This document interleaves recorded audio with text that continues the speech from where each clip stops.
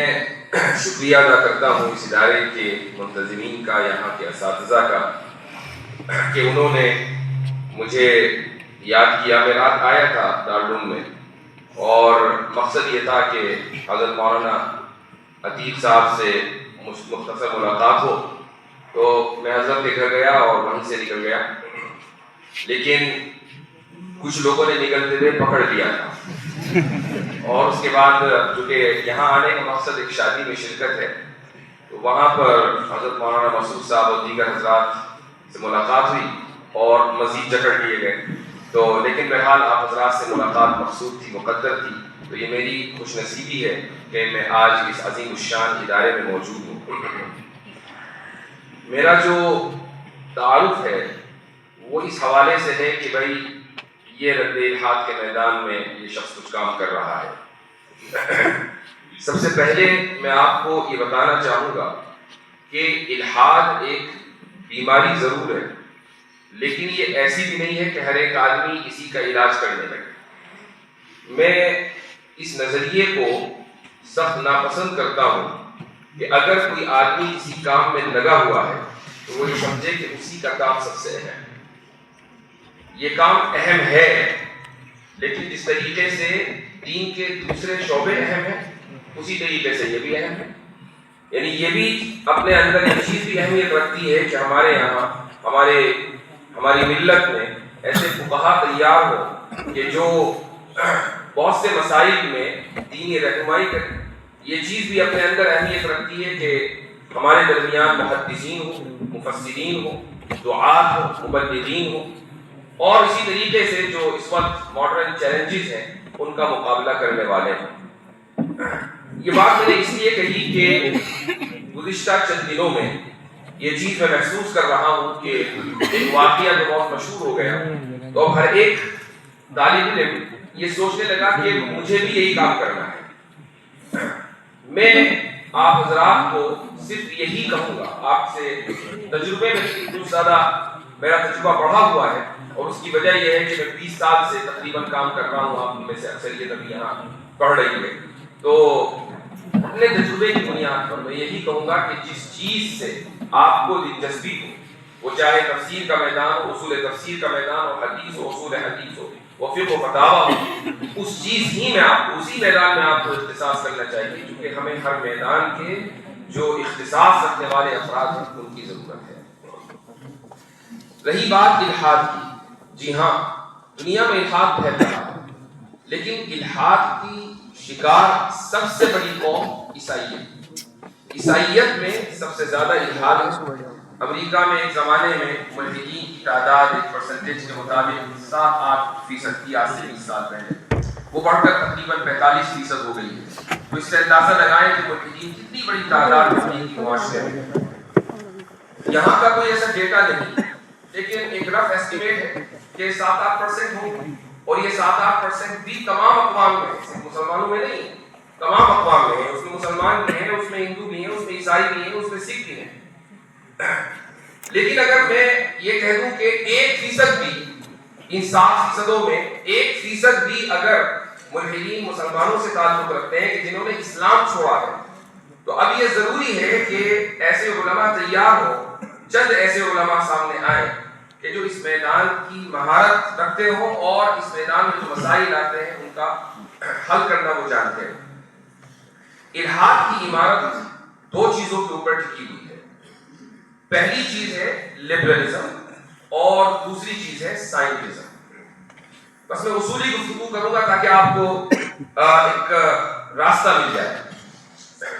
Liberalism کی بنیاد 3 اصول ہیں۔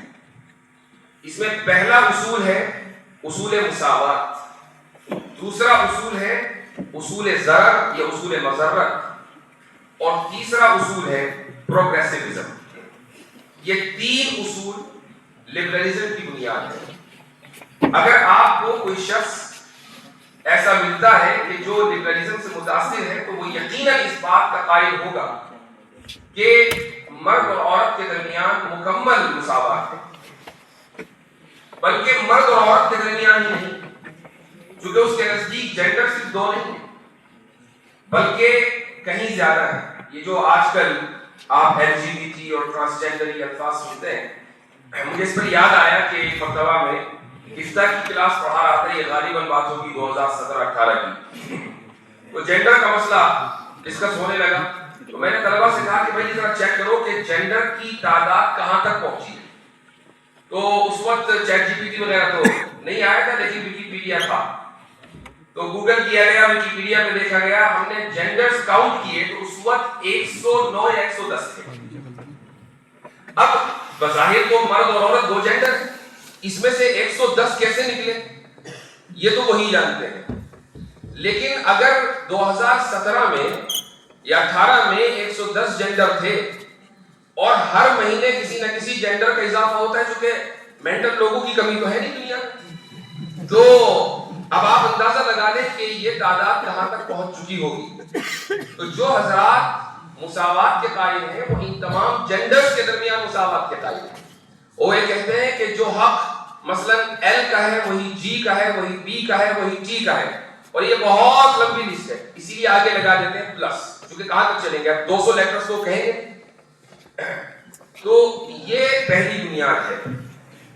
مساوات کا جو مسئلہ ہے یہ چلا اگرچہ مغرب سے ہے، لیکن ہر وہ معاشرہ جو مغربی تہذیب سے متاثر ہے، اور مغربی تہذیب سے ہر وہ معاشرہ متاثر ہے کہ جہاں اسکولی تعلیم مغربی جو خطوط ہیں ان کے اوپر استوار ہے. یہاں تک کہ اگر کوئی ایسا اسکول ہے جو مکہ میں بھی ہے تو وہ شخص چاہے مکہ میں حرم میں 5 نمازیں جماعت کے ساتھ ادا کرتا ہو، اگر اس کے ذہن میں یہ بات ہے کہ تمام جینڈرز کے درمیان مساوات ہونی چاہیے تو وہ شخص لبرل ہے. یہ پہلا اصول ہے. دوسرا اصول ہے اصول ضرر. اصول ضرر کا مطلب یہ ہے کہ ہر شخص آزاد ہے یہاں تک کہ وہ آپ کو مالی یا جسمانی اعتبار سے نقصان پہنچائے.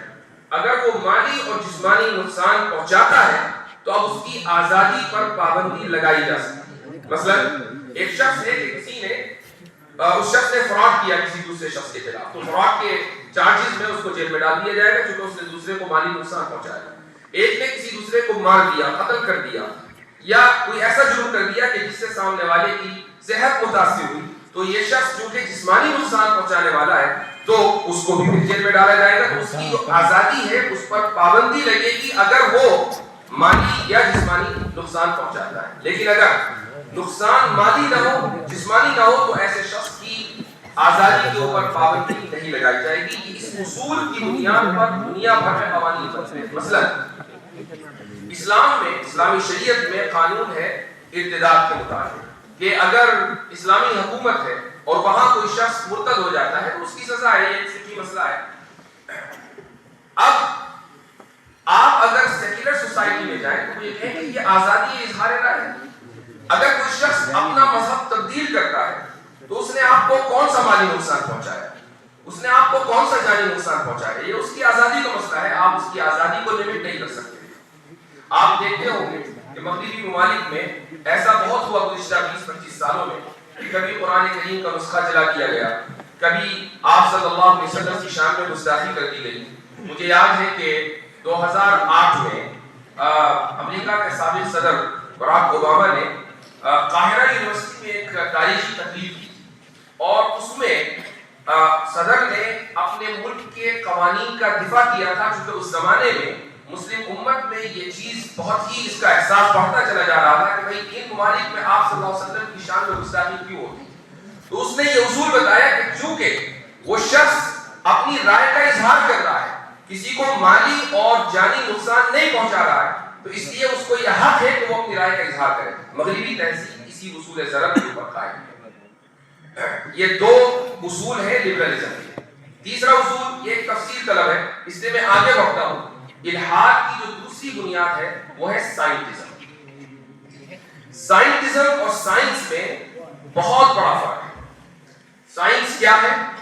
سائنس کے مظاہر ہم اس وقت دیکھ رہے ہیں. آپ کے سامنے ایک بڑا پروجیکٹر رکھا ہوا ہے، اسکرین رکھی ہوئی ہے، آپ میں سے بہت سے کے ہاتھ میں فون ہے، یہ پنکھے ہیں، یہ لائٹ ہے، یہ سارے کے سارے سائنس کے مظاہر ہیں. اگر سائنس ترقی نہ کرتی تو یہ مظاہر یہ ہمیں نظر نہ آتے اور ہم ان سے استفادہ نہ کر رہے ہوتے. تو یہ ممکن نہیں ہے کہ کوئی بھی شخص اسلامی اعتبار سے، شرعی اعتبار سے سائنس کی مخالفت کرے، یہ ممکن نہیں۔ سائنس تو ہماری خادم ہے اور ہم مخدوم ہیں، تو ہم اپنے خدام کی مخالفت کیوں کریں؟ اصل مسئلہ ہے سائنٹزم۔ سائنٹزم کیا ہے؟ جو ڈیبیٹ ہوئی تھی 20 تاریخ کو، اس میں ہمارے ڈیبیٹر نے، مفتی شمائل صاحب نے یہ لفظ بولا تھا، انہوں نے کہا تھا کہ ہمیں سائنس سے مسئلہ نہیں ہے، ہمیں سائنٹزم سے مسئلہ ہے۔ سائنٹزم کیا ہے؟ سائنٹزم کا مطلب یہ ہے کہ ہم سائنس کو حق اور باطل جاننے کا آخری پیمانہ سمجھ رہے ہیں۔ سائنس ہی کی بنیاد پر یہ طے کریں کہ صحیح کیا ہے، غلط کیا ہے، مورل کیا ہے، امورل کیا ہے، یعنی کون سی چیز اخلاقی ہے اور کون سی چیز غیر اخلاقی ہے، سائنس ہمیں بتائے۔ یہ ہے سائنٹزم۔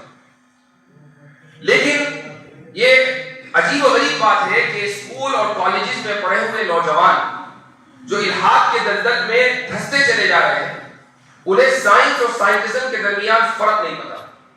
وہ یہ کہتے ہیں کہ ہم اللہ تعالیٰ کو اس وقت مانیں گے جب سائنس کے ذریعے ہمیں پتا چلے گا کہ اللہ موجود ہے۔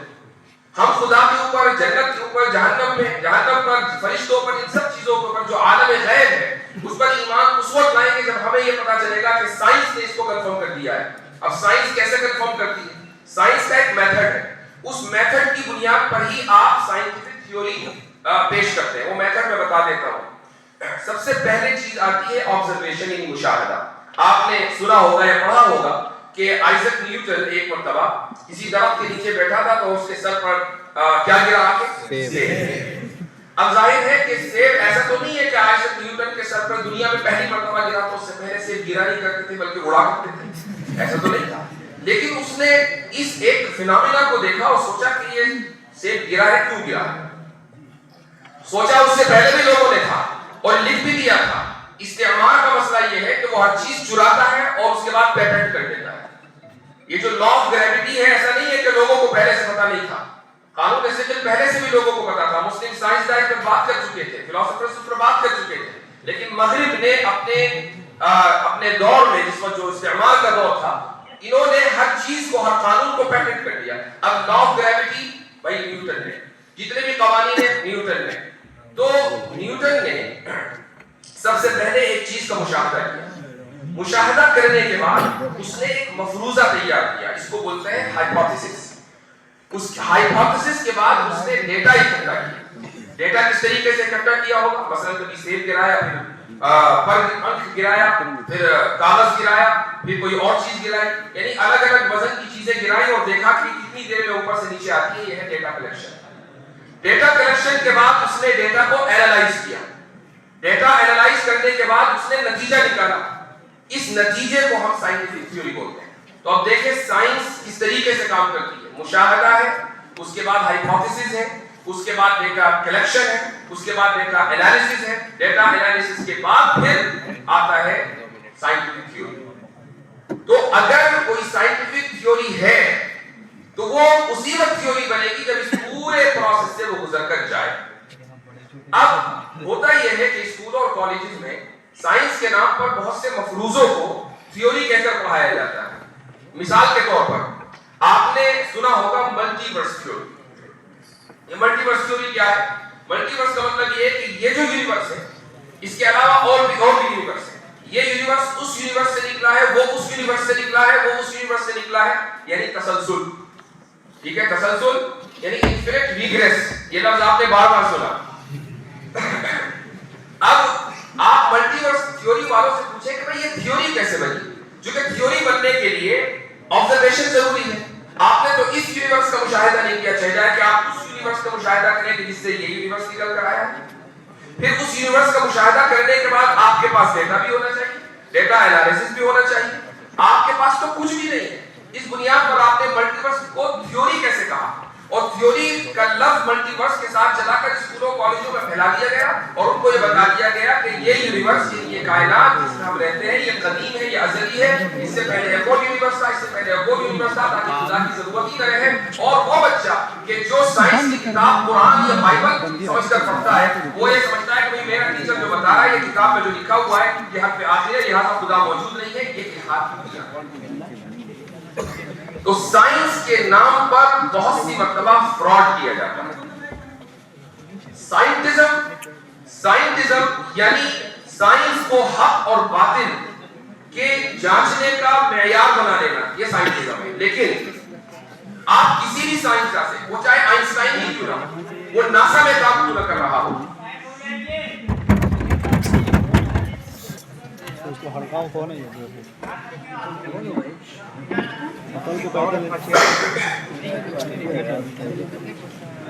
تو تھوڑا توجہ ادھر ہو جائے، یہ سب چیزیں تو چلتی رہیں گی. تو سائنٹزم کی بنیاد، چونکہ یہ بنیاد ہے الحاد کی، اس کے چند سوالات آپ سائنسدانوں سے ضرور کریں. ان میں پہلا سوال، اور میں گارنٹی سے کہہ رہا ہوں کہ دنیا کا کوئی بھی سائنٹسٹ سائنس کی بنیاد پر ان سوالوں کا جواب نہیں دے سکتا. آپ اس کو لکھ لیجیے. سب سے پہلا جو سوال ہے، اور یہ میں ایک اہم سوال آپ کو دے رہا ہوں، اس لیے توجہ ادھر رکھیں. پہلا سوال یہ ہے کہ سائنس حق اور باطل کے پہچاننے کا معیار ہے، اس کی سائنسی دلیل کیا ہے؟ آپ یہ سوال کسی سائنسداں سے کریں، صبح قیامت تک سائنس کی بنیاد پر وہ جواب نہیں دے پائے. کیونکہ یہ جو سوال ہے یہ علمیات سے متعلق ہے. علمیات کو انگریزی میں کہتے ہیں ایپسٹیمولوجی، اس کو عربی میں کہتے ہیں اسباب المعرفہ.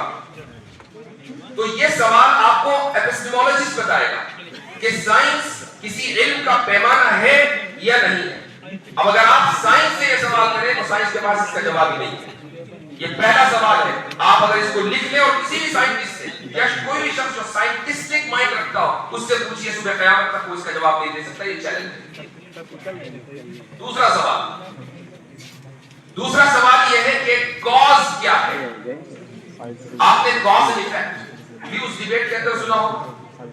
اور ایک ایسا لفظ کوئی جو اس ہفتے سب سے زیادہ گوگل کیا گیا، وہ سب جانتے ہیں، کنٹینجنسی.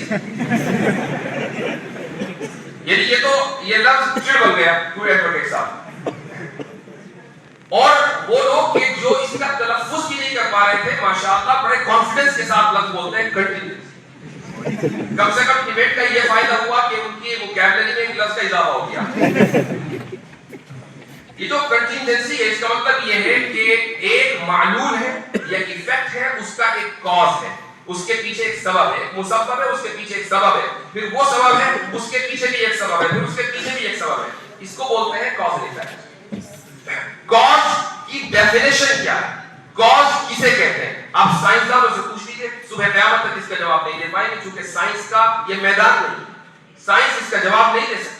تو جو شخص سائنٹزم میں مبتلا ہے اس سے یہ سوال کریں کہ بھائی کاز کیا ہے، اس کا جواب دے دو. حالانکہ آپ کی پوری سائنس کاز اینڈ ایفیکٹ کے اوپر مبنی ہے، آپ کاز کو ڈیفائن نہیں کر سکتے. تیسرا سوال لیتا ہوں. تیسرا سوال ہے کہ کیا، ایک انگلش اصطلاح بتا رہا ہوں میں آپ کو، اور انشاءاللہ آپ کے کام آئے گی اگر یاد رہے. کیا موڈس پوننس ایک ویلڈ آرگیومنٹ ہے یا نہیں؟ موڈس پوننس یہ انگریزی لفظ نہیں، اگرچہ انگریزی میں استعمال ہوتا ہے. اس کو عربی میں بولتے ہیں القیاس الاستثنائی.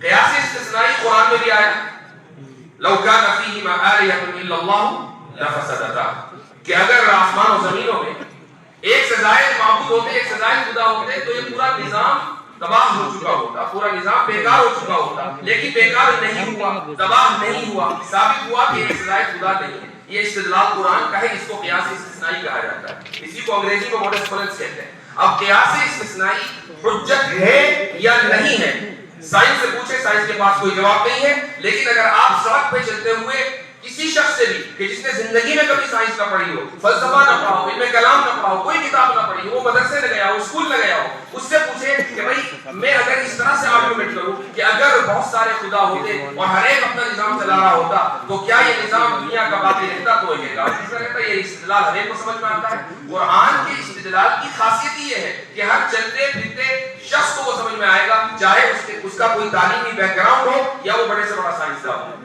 سائنس کے پاس اس کا کوئی جواب نہیں ہے. ایک اور آپ کو سوال دیتا ہوں. وہ سوال یہ ہے کہ سائنس ہمیں یہ بتاتی ہے کہ جب ایک عورت حاملہ ہوتی ہے، پریگننٹ ہوتی ہے، تو اس کے اتنے دنوں کے بعد پیٹ میں پلنے والا بچہ درد محسوس کر سکتا ہے. یہ سائنس نے ہمیں بتایا. وہ 2 مہینے ہو سکتے ہیں، 3 مہینے ہو سکتے ہیں، یہ سائنس نے ہمیں بتایا. لیکن یہاں سوال یہ ہے سائنس سے کہ کیا جب بچہ درد محسوس کرنے لگے اس وقت ابورشن کرنا اخلاقی عمل ہے یا غیر اخلاقی؟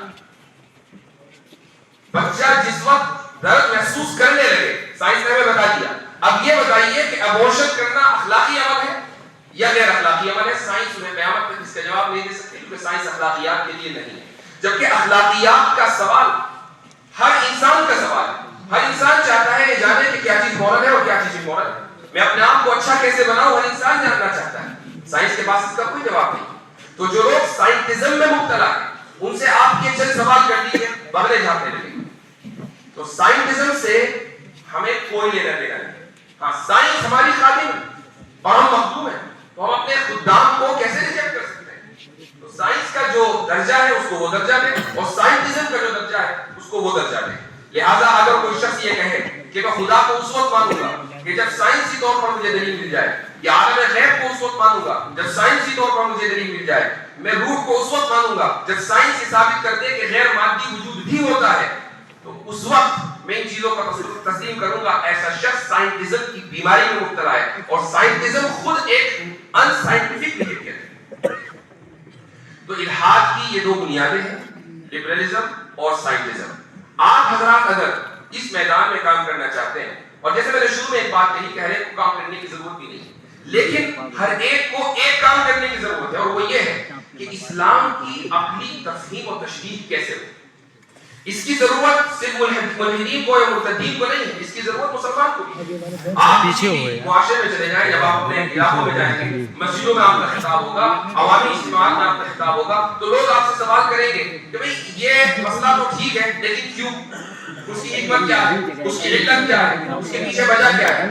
اگر آپ نے اس کی عقلی تشریح کر دی تو سامنے والے کا ایمان مضبوط ہوگا۔ تو اس چیز کا تعلق ہر ایک سے، اور اسی لیے جب تک آپ اپنے مدرسے کی زندگی میں ہیں آپ اس چیز کو اپنا نصب العین بنائیں، سب سے پہلے کہ جو کتابیں آپ کے درس میں داخل ان کتابوں کو آپ پابندی کے ساتھ، توجہ کے ساتھ، مکمل فوکس کے ساتھ پڑھیں۔ اس کی وجہ یہ ہے کہ اگر آپ کے ذہن میں یہ بات ہے کہ بھئی اس ادارے سے نکل کر ایک شخص نے عالمی سطح پر 2 دن میں شہرت حاصل کی ہے، تو ٹھیک ہے اللہ تعالیٰ کا فضل ہے، لیکن اس کے پیچھے اس شخص کی کچھ محنت بھی تو ہوگی۔ ایسا تو نہیں ہے کہ وہ صبح کو اٹھا اور وحی آئی اور ایک دم وہ ڈیبیٹ میں چلا گیا، ایسا تو نہیں ہوا۔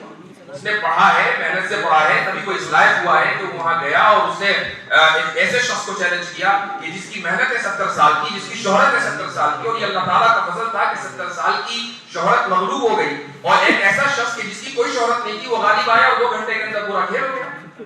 تو اس کے پیچھے محنت ہے۔ اس لیے آپ حضرات اگر کسی شخص کو یہ دیکھتے ہیں کہ ہاں بھائی ہمارے لیے شخص آگے بڑھا ہے، تو اس کے سفر کو بھی دیکھیں کہ اس نے کیسے یہ قدم اٹھایا ہے۔ تو جو آپ کی درسی کتابیں ہیں، جو بھی آپ کے نصاب میں شامل ہیں، جو بھی آپ کے اساتذہ آپ کو پڑھاتے ہیں، یہ ضروری ہے کہ آپ اس کو ان تمام کتابوں کو نہایت توجہ سے پڑھیں۔ یہ کرنے کے بعد اب آتا ہے آپ کا خارجی مطالعہ، کیونکہ درسی کتابیں صرف آپ کو ایک طریقہ دیتی ہیں، آپ کو بنیاد فراہم کرتی ہیں۔ بنیاد کے بغیر عمارت بنی نہیں سکتی، اس لیے عمارت میں بنیاد سب سے اہم چیز ہے۔ لیکن اگر آپ خالی بنیاد بنا کر فارغ ہو جائیں اور کہیں کہ بس اسی بنیاد میں رہیں گے تو ظاہر ہے کہ یہ ناممکن ہے۔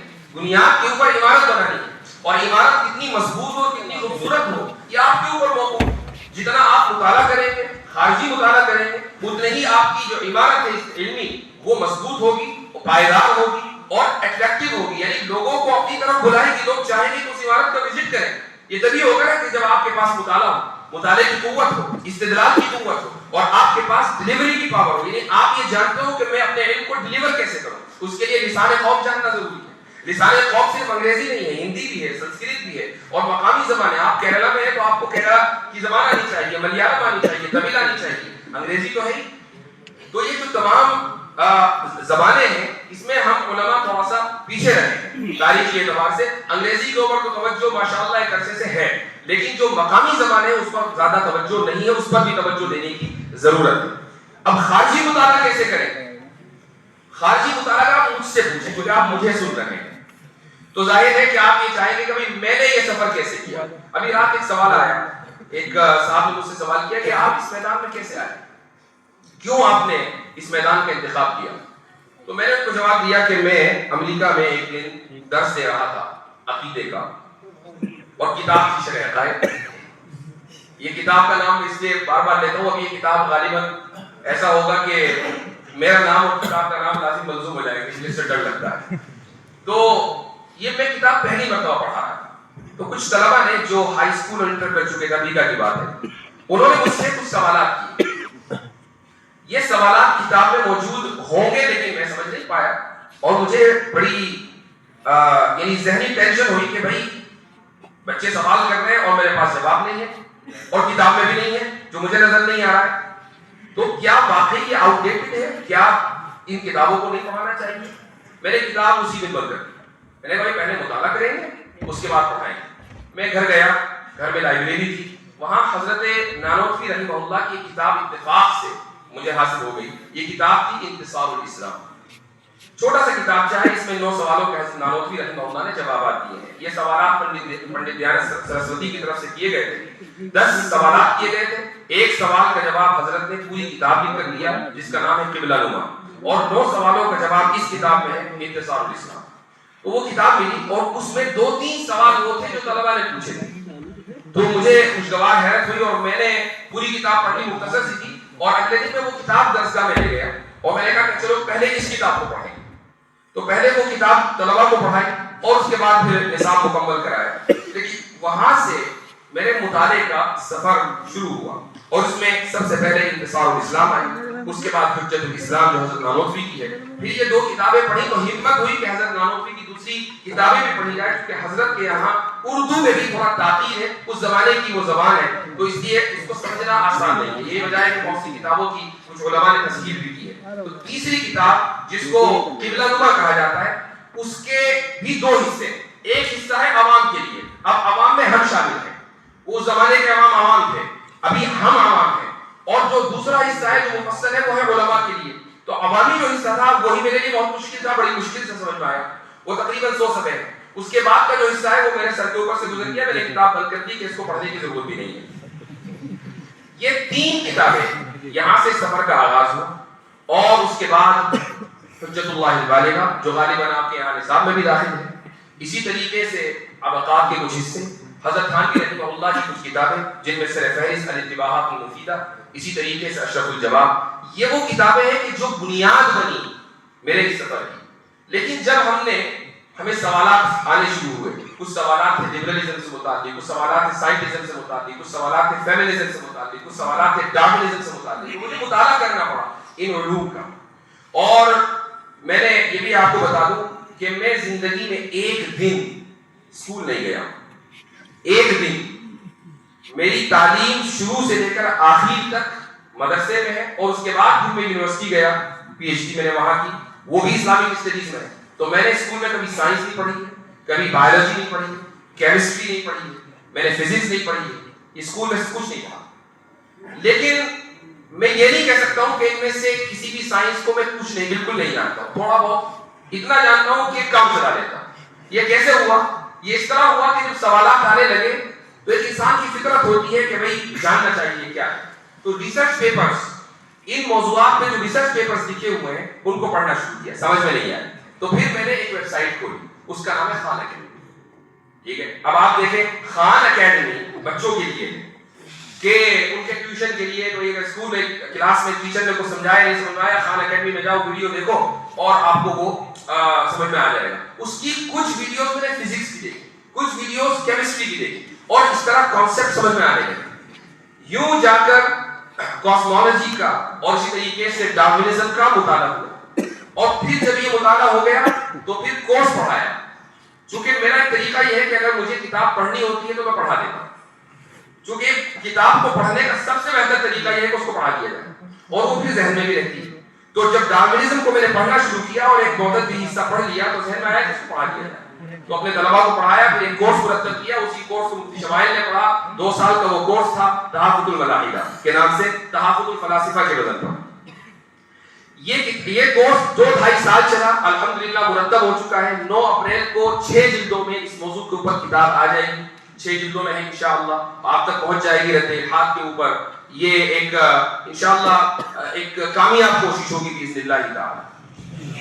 تو آپ حضرات کے سامنے صرف یہ بتلانا مقصود ہے کہ جس میدان کو بھی آپ منتخب کریں اس میدان میں آپ کو اختصاص حاصل ہونا چاہیے۔ اس میدان میں اگر آپ کو چلنا ہے اور سامنے والے کے سفر کو ذہن میں رکھنا ہے تو میں نے اپنے سفر کا کچھ حصہ آپ کے سامنے رکھا ہے، اس کو بھی آپ سامنے رکھ سکتے ہیں۔ اور آپ کے بہرحال یہاں پر اساتذہ موجود ہیں آپ کی رہنمائی کرنے کے لیے، ان سے بہتر کوئی رہنما اس میدان میں تو کم سے کم نہیں ہو سکتا۔ انہی باتوں پر میں آج کی گفتگو کا اختتام کرتا ہوں۔ بہت خوشی ہوئی آپ حضرات کے درمیان آ کر اور اس عظیم الشان تاریخی ادارے میں آ کر۔ جزاکم اللہ خیر الجزا وآخر دعوانا الحمد للہ رب العالمین۔